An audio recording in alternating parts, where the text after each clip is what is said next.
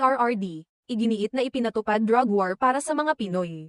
Tapos kumalat ang balita tungkol sa umano'y arrest warrant na ipinag-utos ng International Criminal Court, ICC, laban sa kanya.